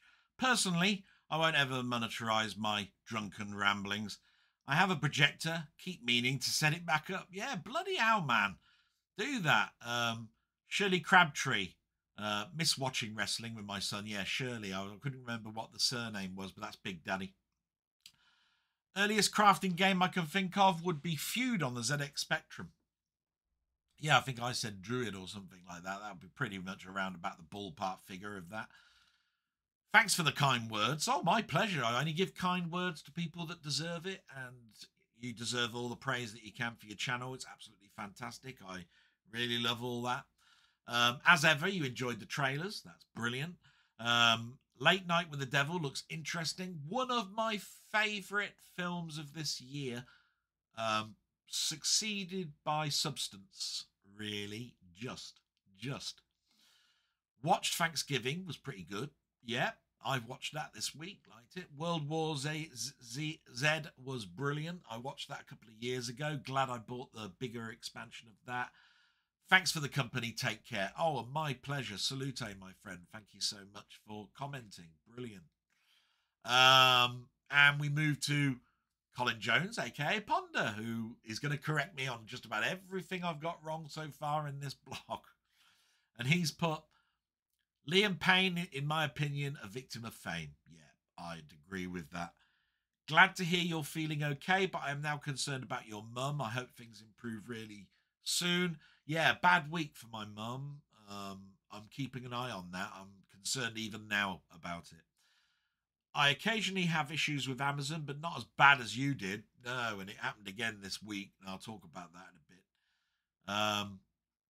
There was a recent release of Asimov's Foundation series on Apple TV. I haven't got Apple TV, so that's probably why I didn't know about it. Not seen it, but the reviews weren't favourable. Shame. Should have got a film, though, I think. Big Daddy was Shirley Crabtree, as I said. I knew he'd correct me on things I got wrong last week. Nosy Bonk. Didn't seem creepy at the time. Looking back, though, yeah, that's what I was doing. I was looking back, and I was going, yeah, that was creepy. Nosy Bonk had that weird tune that was playing, and at the time I thought it was a fun little sketch thing. Thinking back, it's eerie and weird to look back on those things. Ob's pause.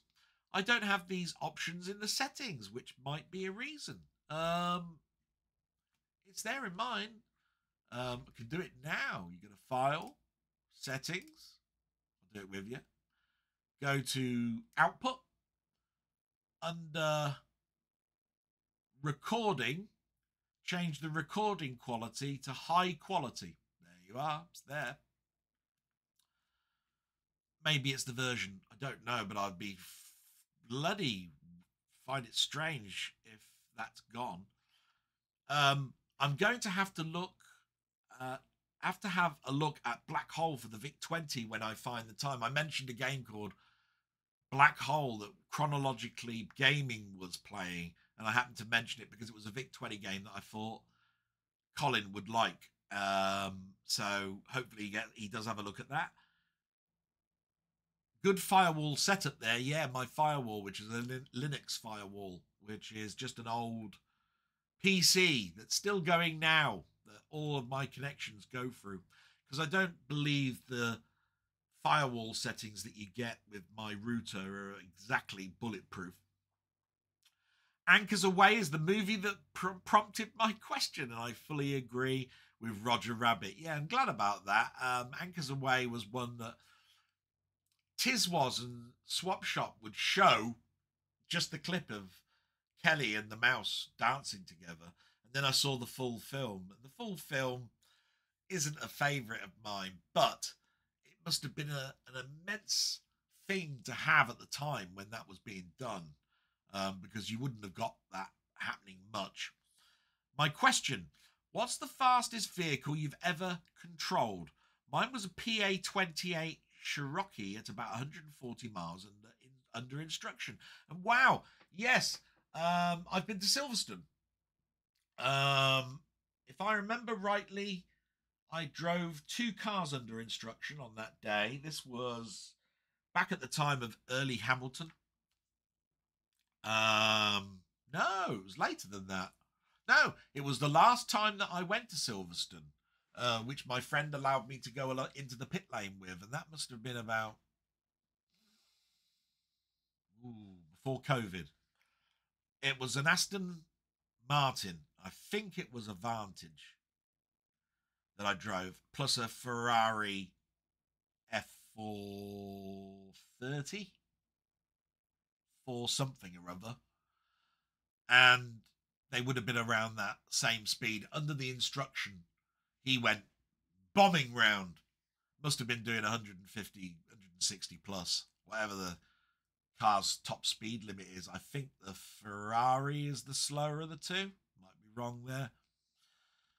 But I went 130, matey, probably around it. There are some straights at Silverstone that allow you to get that car, because I mean, they remember when they do these 0 to 60, I think it was like 3.9 seconds or something, 4 seconds to get to 60. So yeah, you got up to massive speeds, and then you didn't have to put the brake on going into the corners. I did. Nice memory, that. I haven't thought about that, driving under instruction, for a long time. That was a fun day. They did it in sections, so you could pay for the ones that you wanted to do. I think mine was part 1 and part 3, because there was 3 cars, and they were done at different times: morning, midday, and late afternoon. Brilliant. Thank you so much for that, and salute, my friend. Great memory return back there. And the last comment is Martroid. He put, I completely agree about pets passing being very sad, especially for those who don't have children. With that in mind, I was quite moved to hear about Jeff and Giles Lama Mayer passing the other day. Yes, I saw that as well. She'd been with them for close to 25 years. Anyway, I'm sure they both gave her a wonderful life. Yeah, bloody rich tea biscuits and things. And I believe she went quietly in her sleep. So you can't really ask for better than that. No, you can't, can you? And it was sad when I heard that. I didn't leave a comment because I didn't know quite what to say. I left a like. I probably will do that after this stream, to be quite honest. And thank you so much for your comment, Martroid, my friend. Thank you so much. That was a brilliant section. And we move on to the next section, which is watched on YouTube. And you know that there are 2 main points that I watch of these. And that is This Week in Retro and Techmoan. But Techmoan didn't do a video this week. He did do one last week, and I talked about it. You have to have a week off sometimes. And This Week in Retro, as I told you, I'd love to go to the cave. I'd like to go before I go back to work, but that's unlikely to happen now. But you never know. Might still get an answer to my email. They did 3, as they normally do. The 3 sections were Easy Right Maybe, Spinning Bird Kick, and Worms Are Back in Service. I'd encourage you to go and watch those, but just briefly, Easy Right Maybe was about the celebration of Colin McRae Rally, I think. Spinning Bird Kick was more about the 64 has now got a good version of Street Fighter 2, and they started talking about one-on-one fighters. And Worms Are Back in Service was, I think, more to do with Neil's pet project, where the Worms arcade machine, I think, is now back in service in the cave. And the development gear is still all there. Brilliant stuff. Definitely worth it. I haven't given too much away because there's still the community section. There's still the what was in Reddit as stories. Great stuff there. So what have I watched this week? I've forgotten what the game is called, but there was a one that caught my interest was a site called Kanzaloon. Or Kanzalone, should I say. And they were looking at a game called, I think, Lunar Farm. It's a game that's only in demo format at the moment because it's not released until end of November. And I played it, and it only gave you a 5-day demo. I was really enjoying it, and then it came up with a box. Did you like this? Because you can buy this at the end of November, and that's the end of your time with it. And I was just getting all my resources together and building my farm and going into town and doing little missions when it bloody stopped. And I just found these creatures to kill as well. and it was getting really quite exciting. Shane, what's my feelings of games like that? I don't like time locked 5-day ones. I'm never going to go back and do that 5 days again. No. And then I played the game so early that it's so far away that I'll probably have forgotten about it and won't buy it. I'll have less time to play it anyway because I'll be back at work.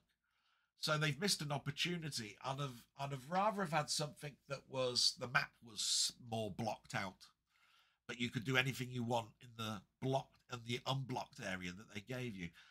Don't like time-stamped ones like that. Never have. Never have.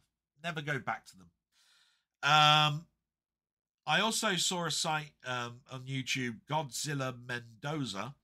He did a retrospective of Spider-Man TV of the 70s. Very important time for me.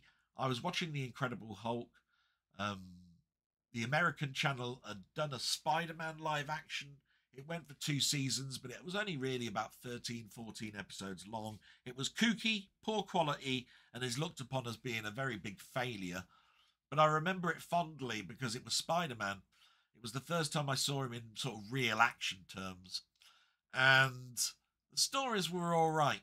But there was none of the villains that you found in the comic book, but that's because they didn't have the money for it. But the stunt work in it, we have to remember here, was pretty dynamic for the time. I mean, you got to remember this guy was actually crawling on the actual walls of these skyscrapers that were in, by the way, California, not New York. So you could tell, I could tell straight away it wasn't New York, even back then. And I was 8, 9 years old. But it's the magical time, you know. I'm of that age where I don't give a shit. I want to watch this. And of course, they talked about the Japanese version when Marvel went over to Japan a year later and did their own rendition. And it was totally a departure from the Spider-Man that I knew, but the costume was the same. And it was more martial artsy and robot-y than the American one, but it lasted a much longer set of episodes and spurred on a toy line. So yeah, that was great to watch. Then I've talked about chronologically gaming, and he's now reached November 1982. All of the games in November are being done. He's just reached it. It was October last week. It's November this week. Fantastic series. As we get closer to 83, I'm finding it's a must watch for me. So this later part of 82 is very enlightening for me. And 83 is just going to be great. Then Rob Brydon was on, and I'll explain this.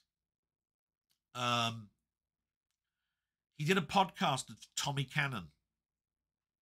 And I remembered this week that Bobby Ball died 4 years ago tomorrow. And I tend to find, like with Morecambe and Wise, that I reminisce a little bit about my comedy heroes, and Bobby Ball was one. So funny. And, you know, they had that catchy end tune, you know, Together We'll Be Okay, which was also a tune for the NHS during COVID. And, you know, to me, it's a time to reminisce a little bit. Tomorrow, I'll be thinking a lot about that. I forgot that I could have done a capture of that tune and put it at the end of this blog. Just put in Together We'll Be Okay. Have a little look if you're in America and just listen to that end tune. We've all had our double acts. You've had yours over there, you know. You've had Dean Martin and Jerry Lewis, and you've had Abbott and Costello and Laurel and Hardy and all of those. Laurel and Hardy had the Cuckoo tune, and, you know, Morecambe and Wise had, you know, Bring Me Sunshine, and they had Together We'll Be Okay, and it's a catchy tune, and it's one that the words are very poignant to me, and it's, in fact, actually, it can almost make you cry when you think about it, because with Bobby Ball gone and Tommy Cannon still around, he must, every time he hears that song, it must bring back so many memories, but also such distress knowing that your partner of 6 decades gone. So yeah. That was in my mind. So Rob Brydon's podcast of Tommy Cannon was something that came up in my alert box, because I must have watched a lot of that Bobby Ball stuff when I was thinking about him dying about a year ago, because it would have been 3 years ago. So yeah, it would have been still in my alert stream.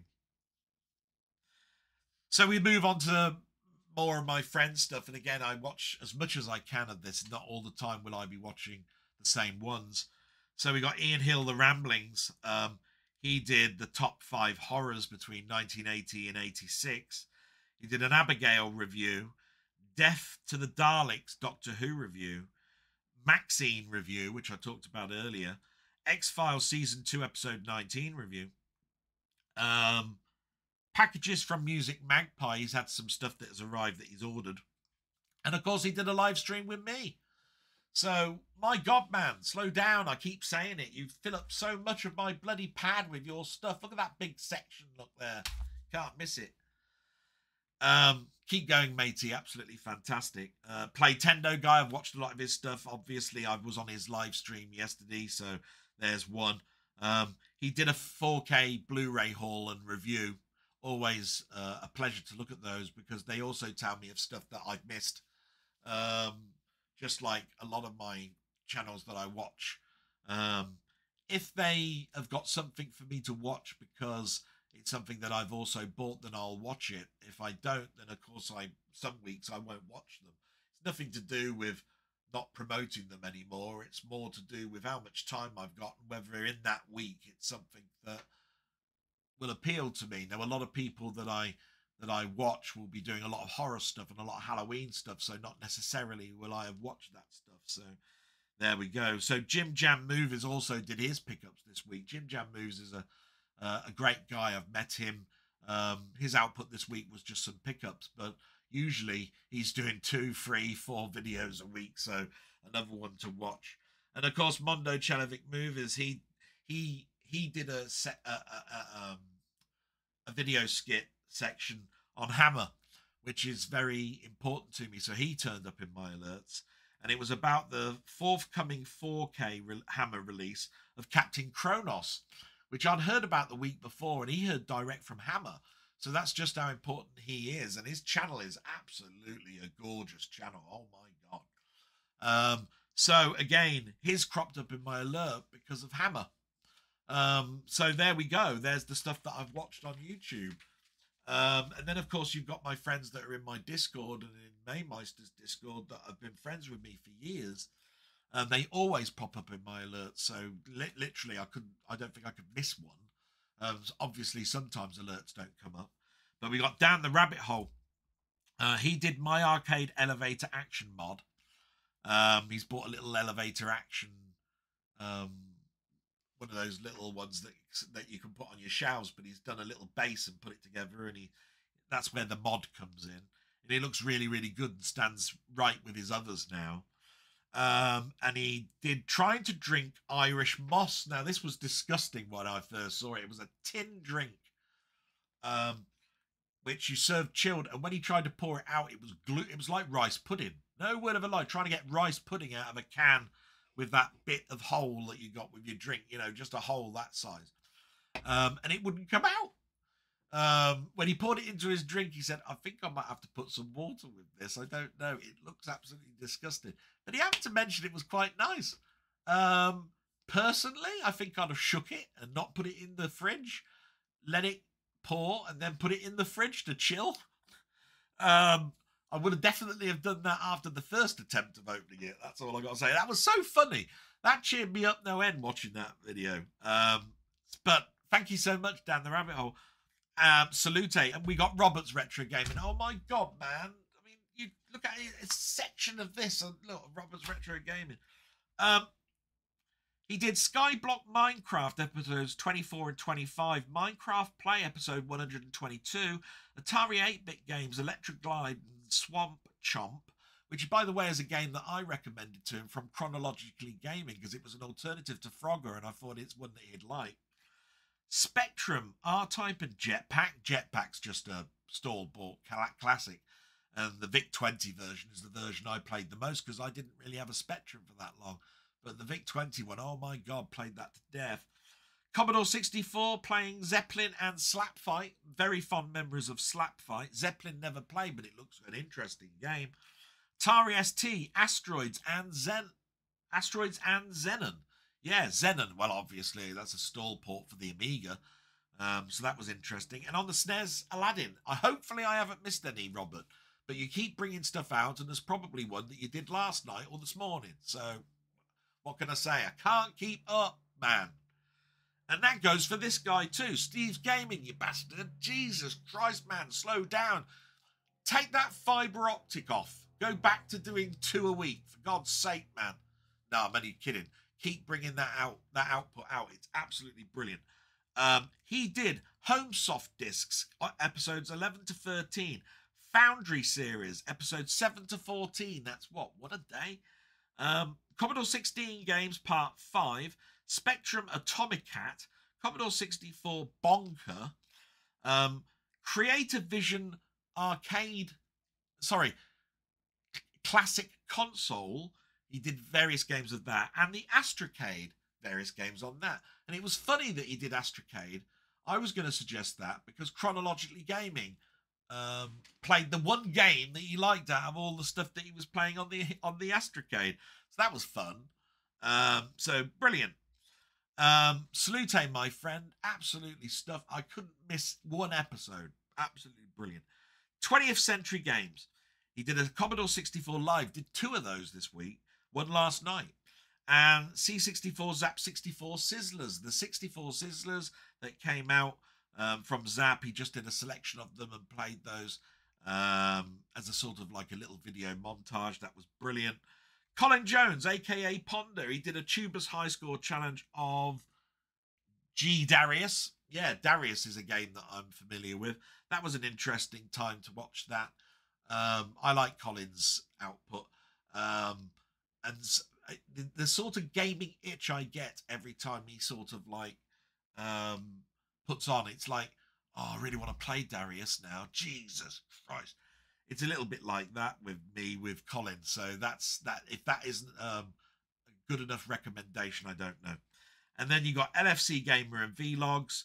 He did a vlog this week. Absolutely brilliant. Glad to see him come back. And he also did a Grifters and Sellouts on YouTube. Those were the 2 I watched. I think he's done one more. It came up in my alert, but I haven't got round to doing that yet. And then, of course, last but not least at all, Mamemeister, who did a Nice and Nasty podcast with Colin Jones, who I just mentioned. And he did his Friday Waffle, which is always a joy. So absolutely brilliant. Fantastic stuff that I watched there. That's all the stuff I watched. There might be stuff there that I haven't watched. Go to their channel. You'll probably see the stuff that I've missed. Absolutely fantastic. And that's the end of the blog, really. We do the bits now that is sort of like supplementary material, and that would be what I've bought this week and the trailers to some of the stuff that I've watched, which will probably be the trailers to the stuff I've bought, to be quite honest. So Longlegs has turned up. This is one of those horror films that a lot of people have been waiting to see. You can see there, look, best serial killer horror film since Silence of the Lambs. I've heard very, very good things about this, and I'm really looking forward to watching that before Halloween comes along. This is the remake to Trick or Treat, which I got arrived from America. It's actually a really nice box that's here. I'm looking forward to this. I've actually watched the 80s version of Trick or Treat. This is the sort of like reimagination of it that came out, I think, in 2007, is it? I think it's 2007. I'm not sure. Could be two. Yeah, I'm pretty sure. I can't see it on the back of the box at the moment, but I'm pretty sure it is. I'm looking forward to it because I do remember Trick or Treat fondly from the 80s, so that's great. Finally, the proper steelbook Creepshow has come through. This again came with the Trick or Treat because it came from America. I've obviously got a steelbook of Creepshow, but it is the Italian version, and we're not sure whether that's a bootleg or not. But this is the proper 4K that came out, but in the steelbook format. That was in the sale. finally came through. And then an absolute classic Western, The Magnificent Seven. I like getting these classics. They're absolutely brilliant. This is a nice looking, lovely steel book. I like the white ones. They sort of look shiny with the pictures that are in the middle. There's the back of the box if anybody wants to freeze frame it. Quite expensive for what this one is, but it is a classic and I wouldn't miss it for the world. There's some more classics coming out, like The Great Escape for the end of the year. This is probably the most expensive omnibus that's actually come through in the past couple of months, but it is one of the largest. So this is a Marvel omnibus of a character called Dazzler. Look at that picture. It's absolutely gorgeous. The artwork of comic book artists, absolutely brilliant. It covers all of these books. So you can imagine it's 1,300 odd pages in length. So it's obviously a much more expensive book. Yeah, it's $150. This one would normally be half price because when you usually get 50% off if you pre-order. It was a little bit more expensive than that. It did come to $79.99, I think. So it is one of the most expensive ones I buy. They're usually around the $50-$60 mark. Happy to have it in my collection. It does cover Dazzler, her own comic, issues 1 to 42. So that's 42 comics. But it also has the X-Men issues 130 to 131. Amazing Spider-Man 203. The graphic novel she was in, graphic novel number 12. Beauty and the Beast, a 4-part miniseries. Secret Wars 2, number 4. And materials from What If 33 and Fanfare 38. So not only do you get 42 comics, but you get all of that other bonus material, plus all of the artwork that might be pencil drawings before they actually got finished at the back, and some obviously anecdotes and stories that usually have a supplementary material. So that's that. So we get to the bit trailers, which at least Retro Games Play Badly seems to enjoy, and I'm hoping other people do. So I'm going to go down to the game capture bit. There we are. Sorry, in the media playback. And I'm going to turn my mic off and you can look at these trailers. Hopefully there'll be no copyright strikes, but you never know. We'll see. So I'm going to mute it now and watch the trailers.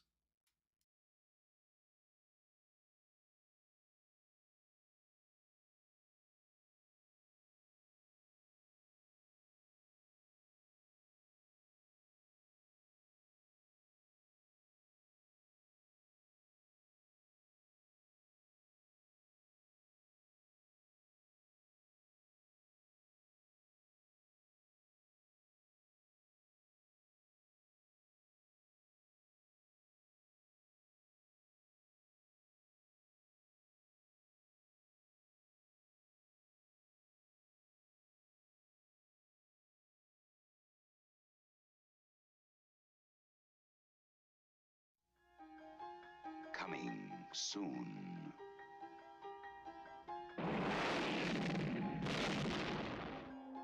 Jolting tales of horror. Creep Show. From the author of Carrie, The Shining, and Cujo. And the creator of Night of the Living Dead and Dawn of the Dead.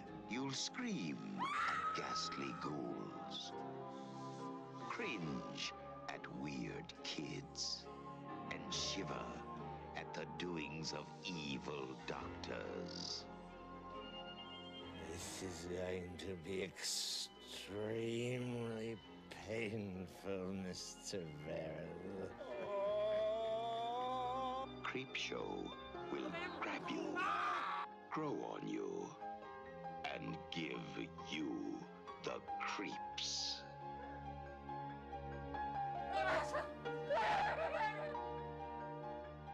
No, this is going to be an entirely new experience. Creep Show, the most fun you'll ever have being scared.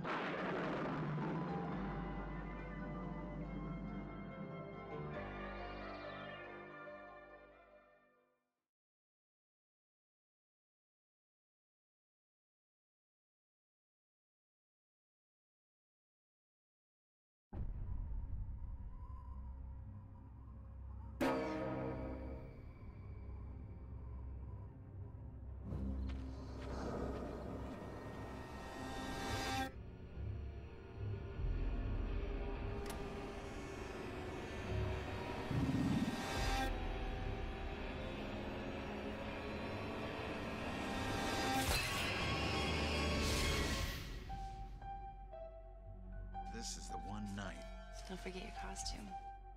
All sorts of things. Roam free.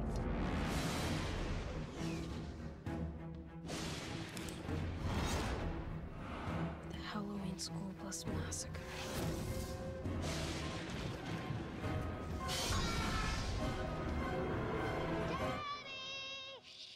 Be quiet. Why? You'll bother the neighbors. Okay.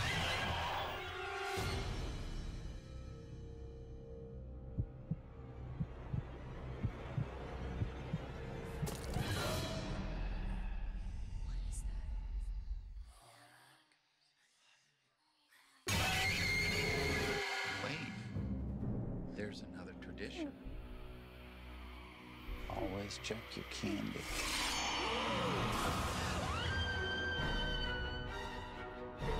Something out of your weird voices! Ruger! Over here!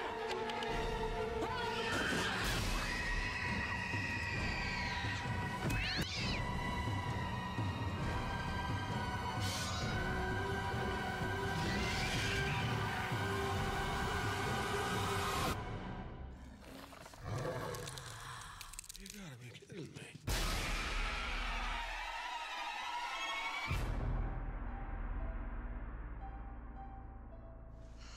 I hate Halloween.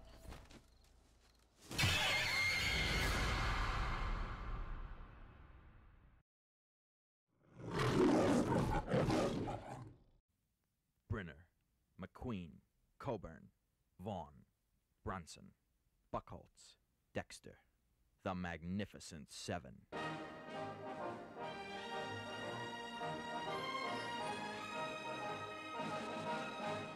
We wish you to help us. There's this man, Calvera.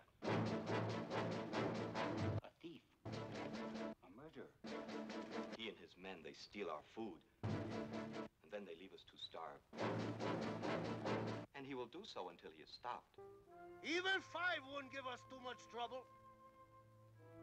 There won't be any trouble if you ride on. Ride on. I'm going into the hills for the winter. Where am I going to get the food for my men? Buy it or grow it. Or maybe even work for it. 7. Somehow I don't think you've solved my problem. We deal in lead, friend. Solving your problems isn't our line.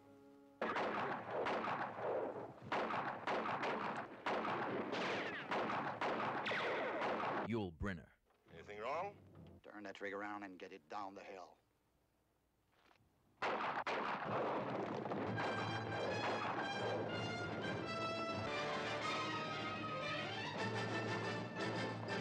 Steve McQueen, Window. Curtain moved. I'm not in a good position. Let him stick his neck out. James Coburn, Call it.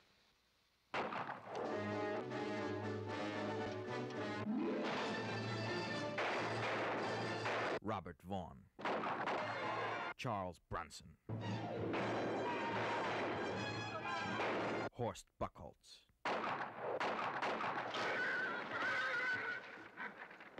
Brad Dexter.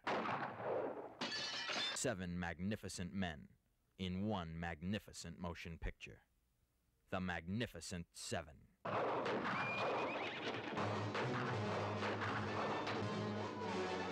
Eli Wallach as Calvera, the bandit. You know how much money that costs? Huh? Huh? He had a town at his mercy.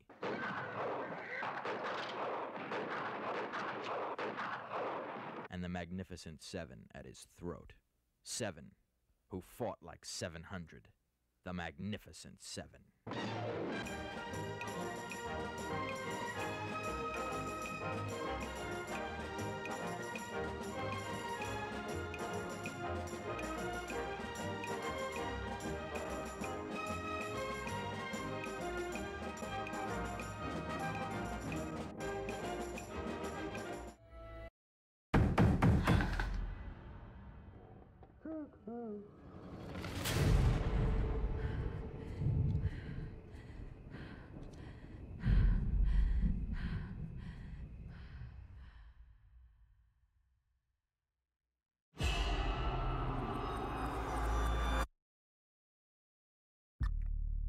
Is it scary being a lady FBI agent? Yeah. Take a nice long look. A letter was left with the bodies. Signed with one word.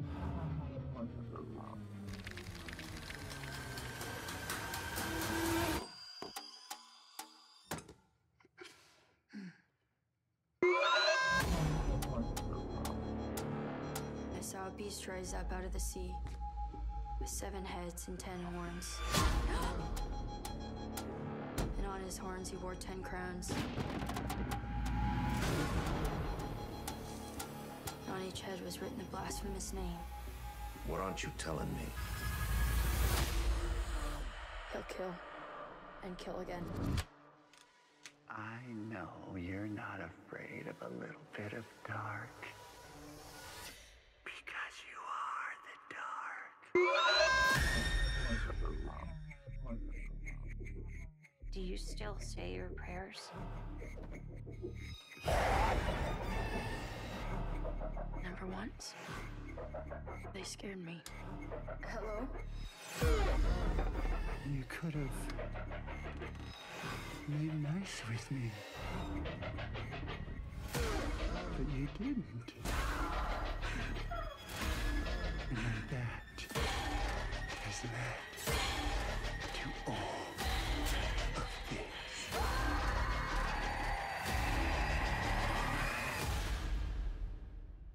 I'll be waiting.